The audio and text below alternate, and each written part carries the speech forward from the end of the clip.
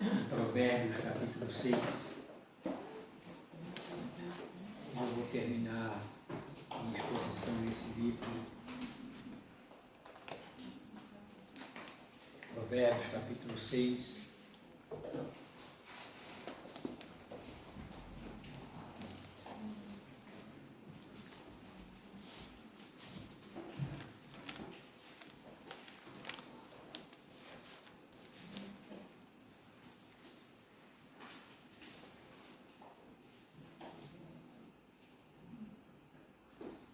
Vamos ler o versículos 16 ao 19. Há 6 coisas que o Senhor detesta, e uma 7ª que ele não tolera: olhares altivos, língua mentirosa, mãos que matam o inocente, coração que faz planos criminosos, pés que correm presunçosos para o mal, falsas testemunhas que proferem mentiras, e aquele que provoca discórdia entre irmãos. Temos pensado sobre este texto de Provérbios. Eu acho que todos nós queremos agradar a Deus, e se nós queremos agradar a Deus, temos que saber o que Deus não gosta. E esse texto fala de coisas que Deus não gosta. E a nossa meditação hoje ficará nessa parte. 6 coisas que o Senhor aborrece, a 7ª que a sua alma abomina, e é neste ponto que vamos ficar: o que semeia contenda entre irmãos. Pois bem, chegamos finalmente ao encerramento desta série de mensagens sobre Provérbios 6, de 16 a 19, e durante esta caminhada que nós fizemos, meditamos sobre os pecados que o Senhor aborrece e aquilo que a sua alma abomina. E hoje chegamos ao último item da lista: o que semeia contenda entre irmãos. Não é sem razão, irmãos, que este pecado aparece como o encerramento da lista deste texto. Deus leva a sério a unidade do seu povo. Deus leva a sério a unidade do seu povo. O Senhor valoriza profundamente a comunhão, a paz e a harmonia entre os seus servos. Se Deus ama a unidade, então certamente abomina aquilo que tenta destruir esta união, esta unidade entre irmãos. Portanto, vemos aqui que Deus trabalha para a unidade da igreja. Vivemos em um tempo em que as pessoas se ofendem com muita facilidade, em que os relacionamentos são quebrados por motivos banais e que a divisão se espalha rapidamente através de palavras, suspeitas, críticas, intrigas. E, infelizmente, até mesmo dentro das igrejas, há pessoas que, conscientemente ou não, promovem discórdia e alimentam ressentimento e espalham contendas. Nós estamos a viver, é o que se fala aí a todo tempo nas mídias, é que nós estamos a viver um momento de polarização. Eu sou deste lado e você é deste lado. Nós dois não podemos concordar, nós temos que ser inimigos. Nós temos que ser do inimigo do outro. E às vezes dentro de casa mesmo, os pais pensam diferente dos filhos, os filhos diferente dos pais, e ali há uma divisão. Vivem numa relação desgastada, numa relação difícil, por causa de posições que pouco cooperam para a nossa vida. Vemos isto em famílias,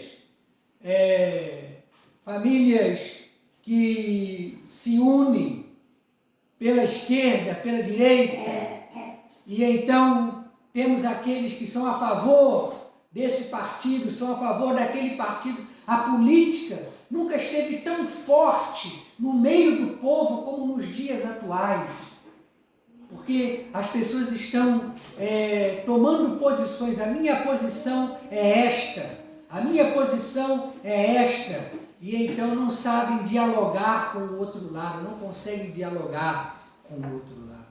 Então vivemos esse momento difícil, desgastante, terrível da história, onde nós aborrecemos facilmente ao nosso irmão e ele simplesmente aborrece a nós e nós então cortamos relacionamentos. E isto é real. Eu tenho visto por aí pessoas a dizerem que se alguém falar contra o que eu penso, contra o que eu creio nisso, e isso é o que eu creio, é a verdade. Se alguém falar contra mim, não tem parte comigo. Não tem parte comigo. Em Portugal, se você é do Chega, você não pode ser do PS, você não pode ter amigos do PS, os dois não podem estar juntos, os dois não podem dialogar. Quando falam ali, vão entrar em atrito. Nos Estados Unidos é o Trump e o outro lado. Um lado, os republicanos, do outro lado, os democratas. E se você assume que você é de um lado, você não pode ser de outro. No Brasil, é o Bolsonaro. Se você é do Bolsonaro, você não pode ter amizade com quem é a favor do Lula. E quem é a favor do Lula não pode ser amigo de quem é do Bolsonaro. E há intrigas. As famílias estão a se dividir por causa destas coisas. Por causa disto. A palavra de Deus nos mostra que o cristão foi chamado para exatamente o contrário destas coisas. Fomos chamados para sermos agentes de paz. Primeiro ponto. Cristo veio trazer a paz. Amém. O Evangelho começa com uma poderosa declaração celestial que diz o seguinte: glória a Deus nas alturas e paz na terra entre os homens a quem Ele quer bem. Quem disse isto? Os anjos. Os anjos. Os anjos que os pastores viram naquela noite em que Jesus nasceu. Os anjos para quem apareceram para os pastores. E eles falaram sobre a paz, que Cristo veio trazer paz. O nascimento de Jesus foi anunciado como a chegada da paz.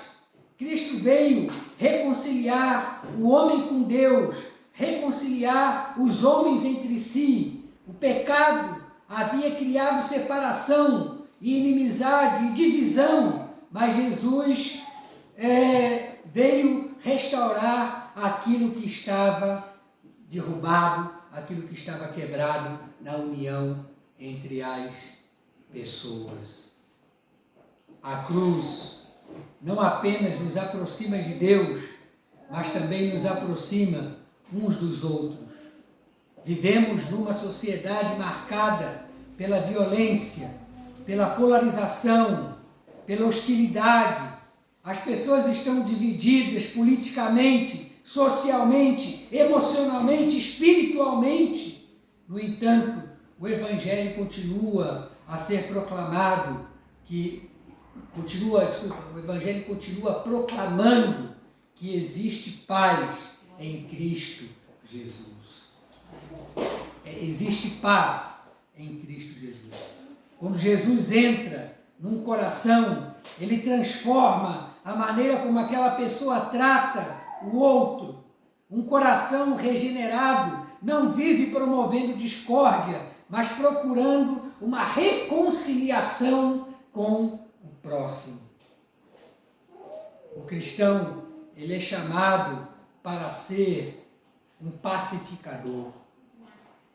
Nas bem-aventuranças, Jesus declarou: bem-aventurado os pacificadores, porque serão chamados filhos de Deus. Observe que Jesus não disse bem-aventurados que gostam da paz, mas ele disse bem-aventurados os pacificadores. Existe uma diferença enorme entre uma coisa e outra, entre gostar da paz e entre ser pacificador. O pacificador é aquele que vai criar um ambiente de amizade, um ambiente de união, um ambiente de tolerância, de envolvimento.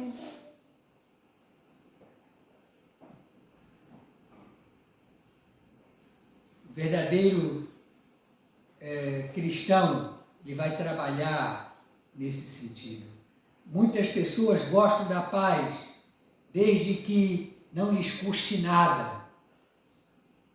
Mas o pacificador trabalha pela paz. Ele promove reconciliação, ele evita alimentar conflitos e procura unir pessoas. Ele procura unir pessoas. O verdadeiro cristão não espalha fofoca, não alimenta divisão, não procura intrigas. Pelo contrário, ele procura apagar incêndios e não criar novos incêndios nos relacionamentos entre as pessoas. Ser pacificador é uma evidência da ação do Espírito Santo nas nossas vidas. Uma pessoa dominada pela carne promove contendas. Uma pessoa cheia do Espírito promove reconciliação. Uma pessoa dominada pela carne promove contendas. Uma pessoa cheia do Espírito promove reconciliação. A Bíblia diz em Gálatas capítulo 5 o seguinte: que a inimizade, porfia, ciúme, iras, dissensões são obras da carne, mas o fruto do Espírito é amor, paz, mansidão e domínio próprio. Você está a trabalhar com as obras da carne ou com as obras, com o fruto do Espírito?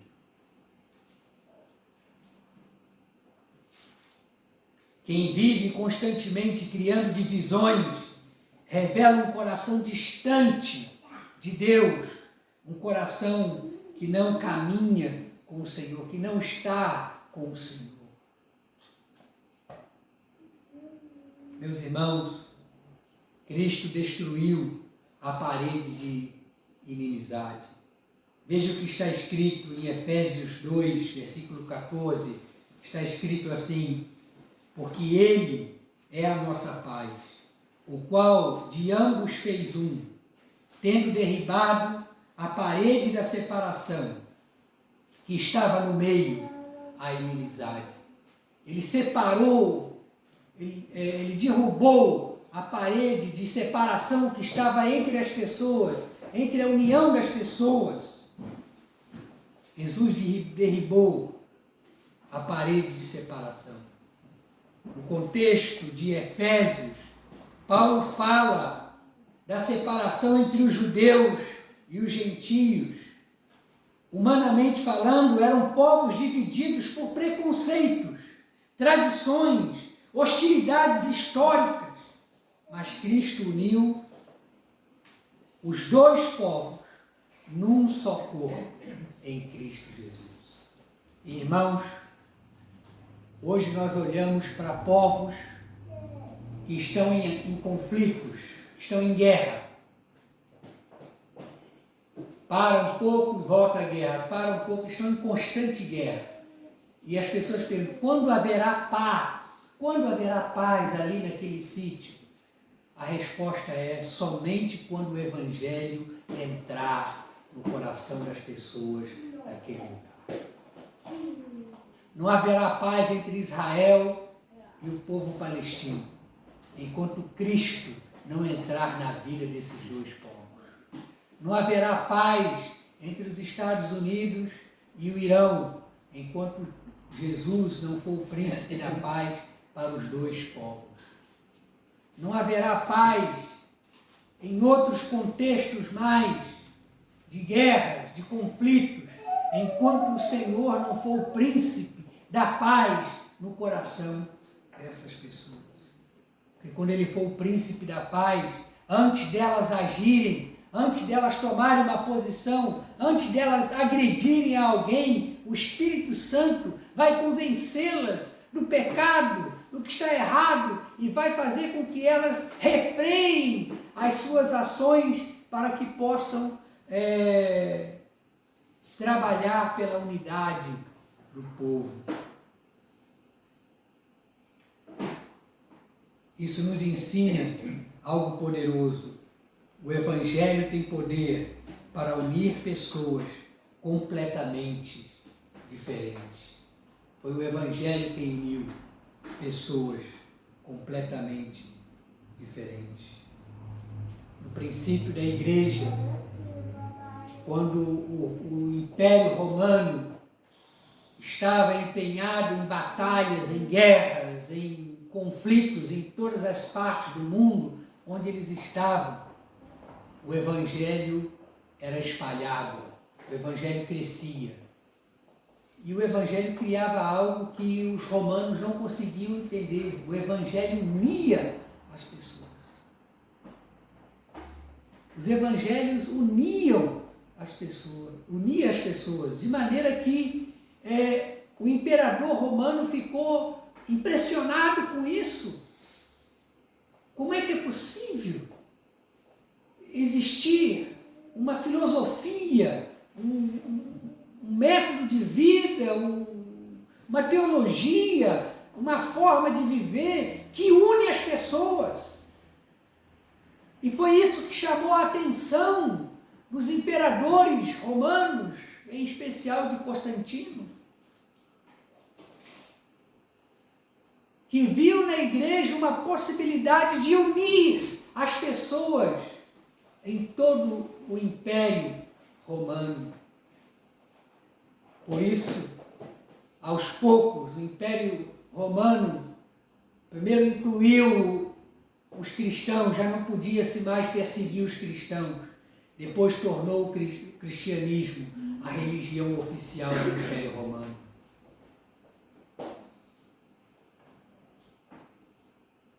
A unidade da igreja derrubava as barreiras de separação que havia entre os povos. Portanto, era extremamente importante a pregação do Evangelho. A igreja não é formada de pessoas iguais, somos pessoas com diferentes personalidades, temos culturas diferentes, temos temperamentos diferentes, temos idades diferentes, temos experiências diferentes, porém Cristo nos une em seu amor, nos une em sua obra, nos une no seu corpo. Por isso, semear contendas entre irmãos é agir contra a própria obra de Cristo Jesus. Semear contenda entre irmãos é agir contra a própria obra de Cristo Jesus. Toda vez que alguém promove divisão, está a atacar aquilo que Jesus, pelo qual Jesus morreu para construir. Aquele que divide, ele está a ir contra aquilo que Cristo trabalhou para construir na sua igreja. Talvez alguém que tenha agido dessa forma não tenha pensado sobre isto, e é hora de pensar como vai a sua vida, como você tem trabalhado na unidade da igreja, do corpo de Cristo. O perfil daquele que semeia contendas. Provérbios fala de pessoas que usam o caminho perverso para destruir relacionamentos. Quem são essas pessoas? Quais as pessoas que têm esse perfil de destruir a amizade entre os irmãos? Pessoas amargas,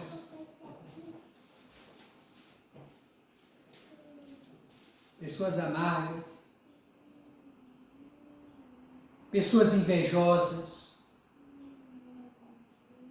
pessoas maliciosas,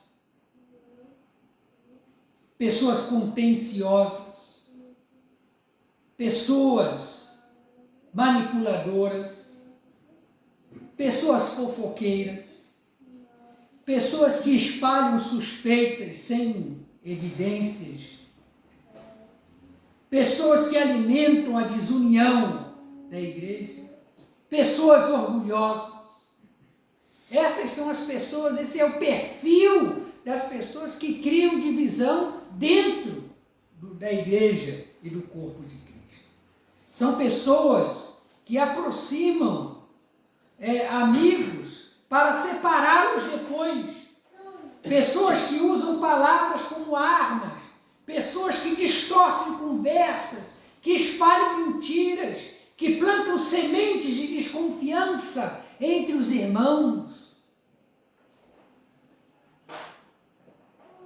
A Bíblia diz em Tiago, capítulo 3, versículo 6, a Bíblia diz o seguinte: a língua também é um fogo. A língua também é um fogo. É um fogo e incendeia uma floresta. Pode incendiar uma floresta, uma língua desgovernada.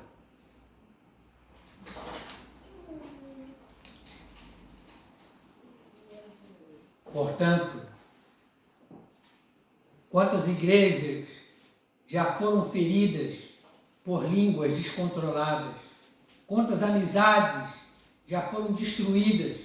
Quantos ministérios já foram prejudicados por causa de pessoas que semeiam contendas entre irmãos?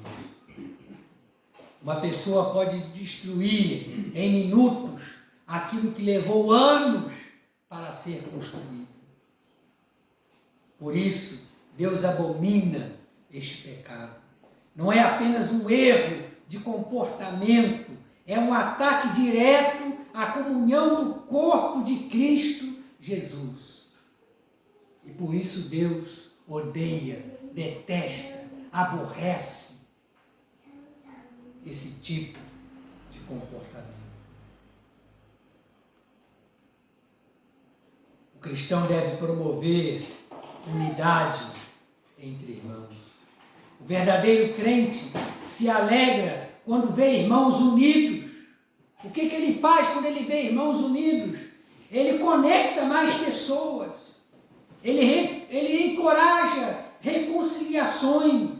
Ele promove amizades. Ele constrói pontes em vez de muros para unir as pessoas.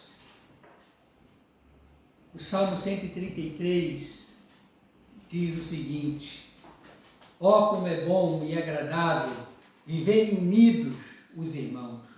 É como óleo precioso sobre a cabeça, o qual desce para a barba de Arão, e desce para a gola das suas vestes.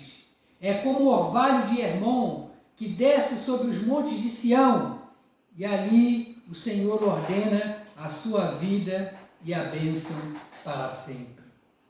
Irmãos, esse é um texto maravilhoso para todos nós.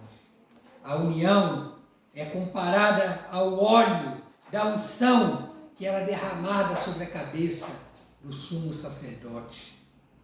Esse óleo descia pelas suas vestes. E o texto diz que este óleo é como o orvalho que traz vida.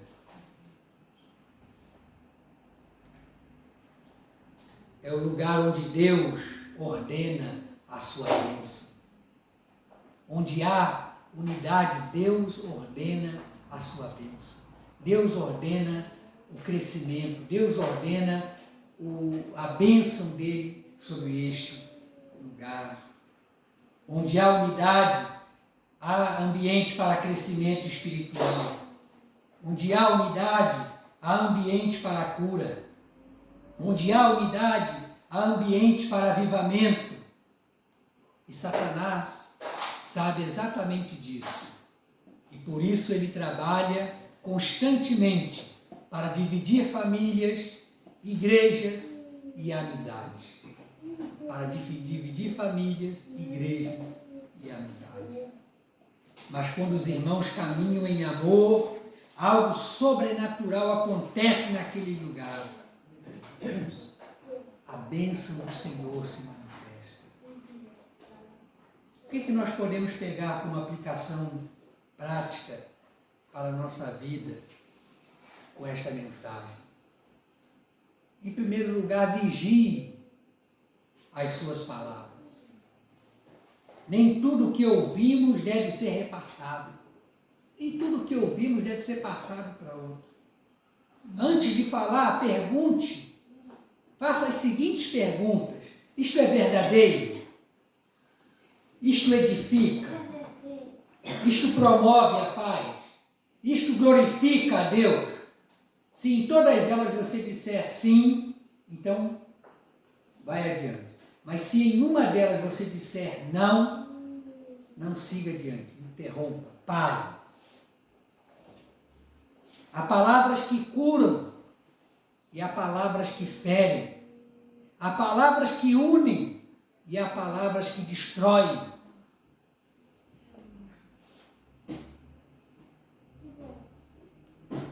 O que mais?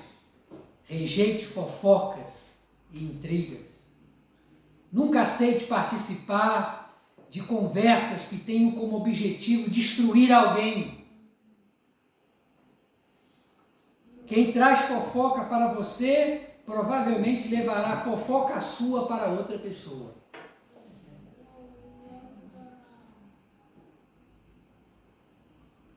O crente maduro interrompe a maledicência e promove a sabedoria. Como é que eu faço, pastor, quando alguém chega perto de mim e vem com uma notícia dessa? Diz para essa pessoa, nós devemos orar por esta pessoa sobre quem você está falando. Vamos orar por ela, vamos orar agora, me dê sua mão aqui, vamos orar por ela. Acaba na hora, é um extermínio do mal. Quando você ora, quando você coloca isso como valor, como prioridade. Seja um instrumento de paz dentro da igreja. A igreja deve ser um lugar de amor, de acolhimento, de comunhão.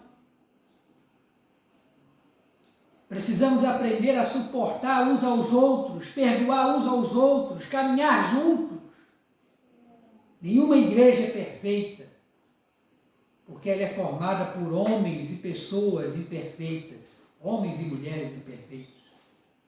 Mas o amor de Cristo nos ensina a preservar a unidade.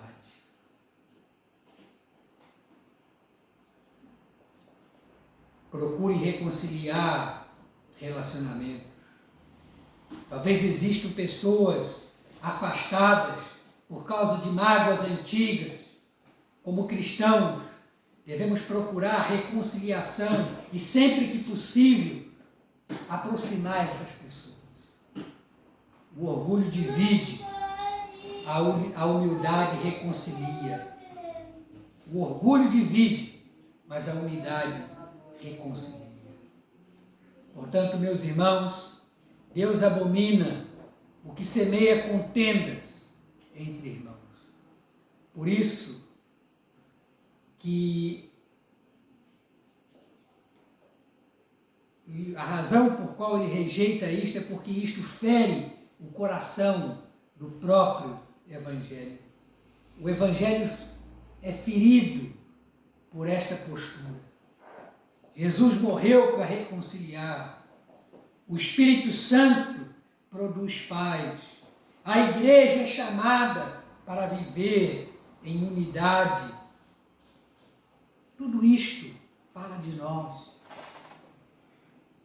Portanto, devemos rejeitar toda a raiz de amargura, inveja, divisão, malícia, que sejamos reconhecidos como pessoas que espalham, que promovem a reconciliação e não pessoas que espalham conflitos.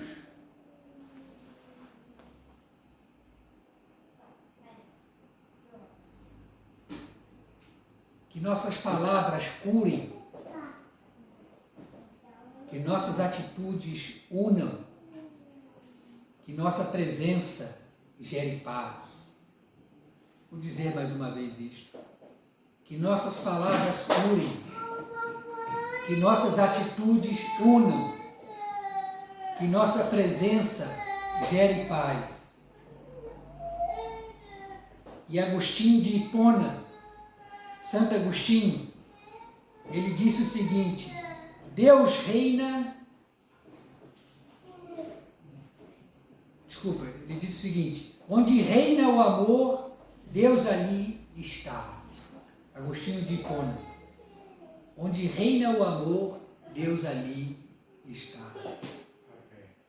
Wesley já disse o seguinte: embora não possam pensar exatamente da mesma maneira, podemos amar-nos da mesma maneira, podemos amar uns aos outros. Para concluir, Spurgeon afirmou com as suas palavras: a união dos crentes dá testemunho do poder do Evangelho para as pessoas que estão lá fora. A unidade dos crentes dá testemunho do poder do Evangelho para as pessoas que estão lá fora. Que Deus nos ajude, irmãos, a viver como verdadeiros pacificadores, para que sejamos chamados filhos de Deus. Amém? Eu quero ser um filho de Deus. Que você também seja um filho e uma filha de Deus, como um pacificador entre as pessoas. Vamos orar. Senhor, muito obrigado pela Tua palavra. Obrigado por esse momento que nós tivemos aqui a meditar, esse momento que nós tivemos aqui a falar, que nós tivemos a refletir sobre como o Senhor age e pode agir na nossa vida. Eu oro para que o Senhor olhe pela nossa igreja, Deus. Que nós sejamos uma igreja unida. Amém. Que todo coração contencioso se humilhe. Que todo coração divisor que quer dividir as pessoas se quebrante. Que toda língua que promove contendas se arrependa, para que nós possamos trabalhar juntos para a unidade da nossa igreja. Que sejamos reconhecidos pelo amor que há entre nós, pelo amor com o qual recebemos as pessoas que aqui chegam, com o amor com o qual nós abraçamos e incluímos aqueles que vêm até nós. O Senhor nos ajude, ó Deus. O Senhor trabalhe na nossa vida e nos ajude nesse sentido. É o que eu oro em nome do Senhor Jesus. Oro também pedindo que o Senhor nos dê uma semana de paz na Tua presença, de trabalho, de segurança, e que tudo que nós fizermos seja para o louvor da Tua glória, Deus. É o que eu oro junto com meus irmãos aqui, em nome do Senhor Jesus. Amém. Que a graça do nosso Senhor Jesus Cristo e o amor de Deus, nosso Pai Celestial, e as doces consolações do Espírito Santo seja conosco aqui e onde mais o nome do Senhor for invocado neste dia, para a glória de Deus Pai, Deus Filho e Deus Espírito Santo. Amém.